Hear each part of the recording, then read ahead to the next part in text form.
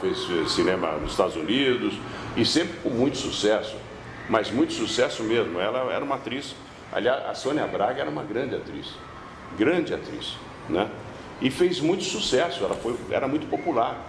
Eu me lembro que uma vez nós estávamos em Nova York, fomos jantar com a Sônia e entramos num restaurante, o restaurante parou com a entrada dela lá, né? O restaurante, mas parou literalmente. As pessoas vieram para a mesa, queriam falar com ela e tudo. Era extremamente popular. Então, e ali muitos atores ali tiveram suas carreiras muito... passaram a ser respeitados na carreira e tudo, porque a novela fez muito sucesso e os trabalhos eram muito bons, né? E fazia o meu pai, era o Paulo Gracindo, grande ator, né? Paulo Gracindo era um grande ator, né? O elenco era muito bom, né? O elenco, o Wilker, né? O Wilker, a Savala, tinha atores ali fantásticos, né? O Bogos fazendo o Nassib, né? Era genial. Era muito bom, muito bom.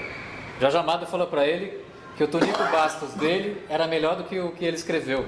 Ele falou para mim. Que elogio maior do que esse, vindo do Jorge Amado, é brincadeira. Foi legal, Mas enfim, e foi isso. Eu fiz muitas novelas, eu fiz 43 novelas. 43? 43, 43 novelas. Quase nada. Algumas fizeram sucesso, outras nem tanto. Peças de teatro eu fiz acho que umas 40, 50, sei lá, né? São muitos trabalhos. Cinema eu fiz menos. Eu contabilizei outro. Eu falei para você, Fulvio, outro dia.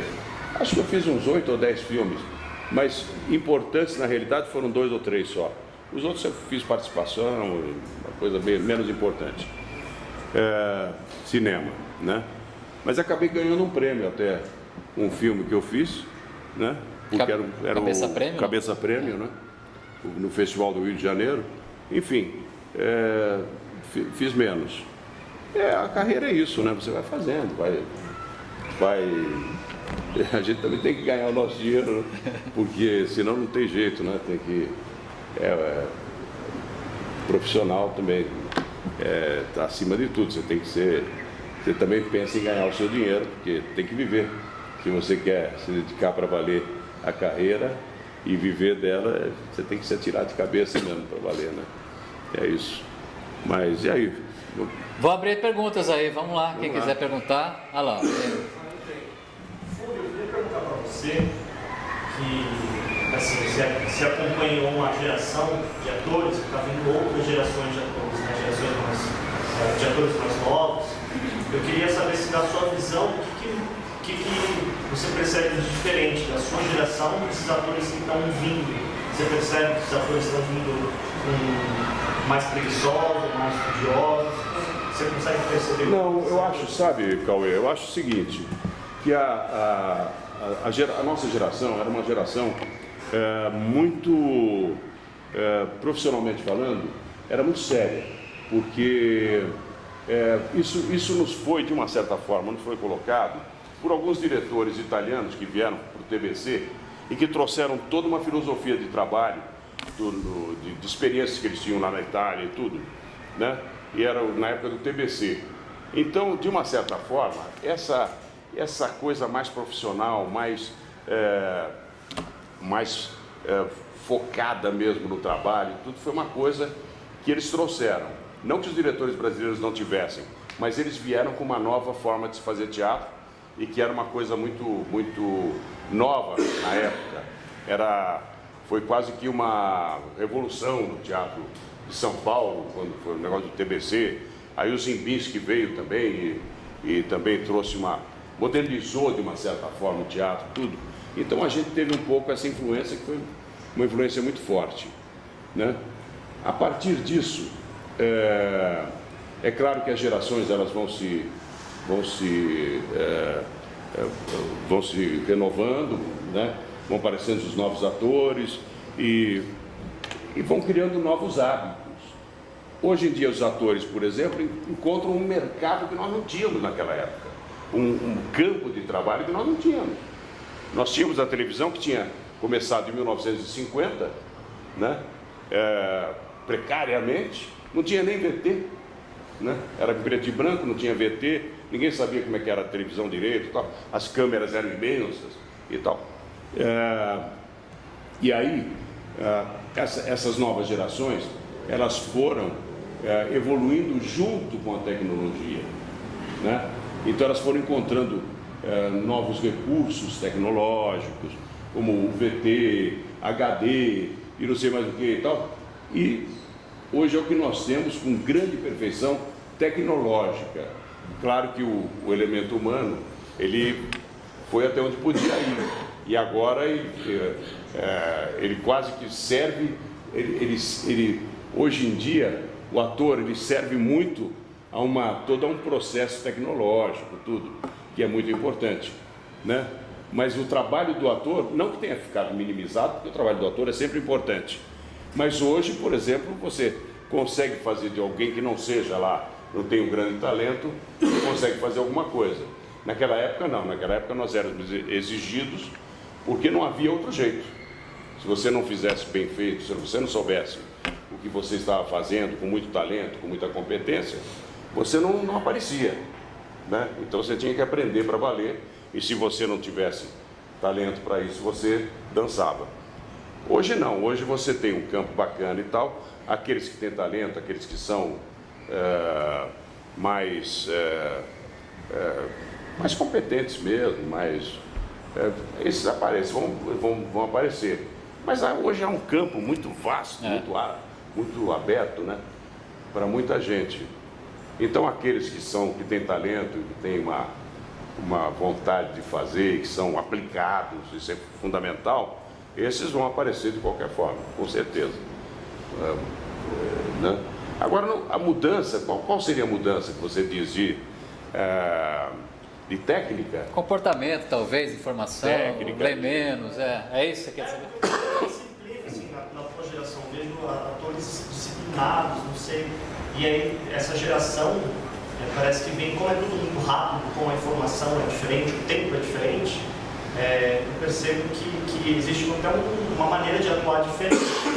Sim, porque hoje você vê os atores, aliás, os atores americanos, eu sempre falo isso, né, Paulinho? Os atores americanos que fazem essas minisséries, então, são atores excepcionais, porque eles são econômicos, eles são muito verdadeiros, eles fazem de dentro para fora, eles não usam mãos e caras e bocas, etc. Eles fazem o que tem que fazer, então você acredita que aqueles personagens sejam verdadeiros, possam existir, né? Hoje essa técnica é fundamental, você ser econômico. O próprio veículo é assim, né? Você vê um close e tal. Aliás, curiosamente, quando as televisões começaram, quando começou o negócio de televisão, toda a imagem era quase que jogada sempre para o close, etc., porque o olho, né? Porque a televisão era pequenininha, agora a televisão aumentou, então já tem uma liberdade maior de imagem, né? Então os atores até podem até se atirar um pouco mais. Mas o fundamental é você fazer com muita economia sempre. Não representar muito. Fazer com verdade. Acreditar que aquilo possa ser verdade. Isso é fundamental. Eu digo isso já há algum tempo e sempre procuro fazer dessa forma, né? Eu tenho visto, por exemplo, sem querer criticar colegas, não vou fazer isso, mas eu tenho visto, por exemplo, em novelas, às vezes eu vejo uma cena ou outra, é mais comum nas atrizes do que nos atores, que usam mãos. Não, porque não sei o que ela tal, às vezes fazem um movimento antes do que vai dizer. É uma coisa horrorosa, né? Porque é uma necessidade de você fazer aquilo que não precisa. Ao contrário, que não precisa não, que não deve ser feito, né? Às vezes uma coisa muito mais sincera, assim, é tão melhor de se ver e é tão mais crível, né? Você acreditar naquilo, né? Então acho que isso é fundamental também. Eu não sei como é que você está fazendo. Não, e Deus sabe o quanto eu cobro deles aqui. Isso. Hein? Deus sabe o quanto eu cobro deles isso aqui. Essa simplicidade. Oh, claro. A simplicidade é fundamental, né? É como vocês conseguem segurar o personagem e as pessoas ficarem grudadas em vocês. Se tiver verdade, tudo fica um pouco melhor e mais fácil, né? Nessa sua cena com o Rodrigo Santoro, dá pra ver muito bem isso. Porque você tem uma força em cima dele e não tem nada. É aqui, né?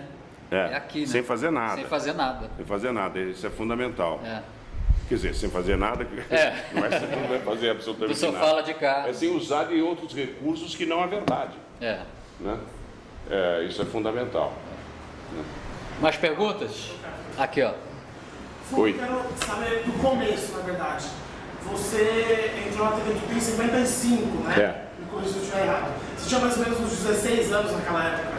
15 para 16. Sempre foi o seu sonho, talvez de criança ou de adolescente, trabalhar com a televisão? Ou foi uma coisa do acaso que aconteceu? Não, sempre foi. Sempre foi. Desde criança, 8, 9 anos, 10 anos, eu tinha vontade de representar. Tanto é que eu ia ao cinema ver filmes nacionais, e naquela época era principalmente os filmes da Atlântida, que tinha o Oscarito, o Grande Otelo, que eram as comédias da Atlântida, chanchadas da Atlântida, né? Chamadas chanchadas da Atlântida. Mas eram muito bem feitas, né? Eram muito bem feitas. E eu ia assistir a todos, em primeiro lugar, porque eram nacionais e era uma coisa que eu podia, sei lá, de repente chegar lá. Né? Eu ia ver os filmes americanos também, que eram os filmes da época de ouro de Hollywood, né? Chamada os anos dourados de Hollywood, né? Que tinha aqueles filmes Água com Açúcar, né? Os casais apaixonados e tal, não sei o quê. Eu achava bacana, eram muito bem feitos e tudo, né? Com as grandes estrelas de Hollywood, não sei o quê. Mas aquilo eu não podia atingir, eu não podia chegar lá. Eu achava que vendo cinema nacional era uma coisa que eu podia chegar. Tanto é que algumas vezes eu encontrei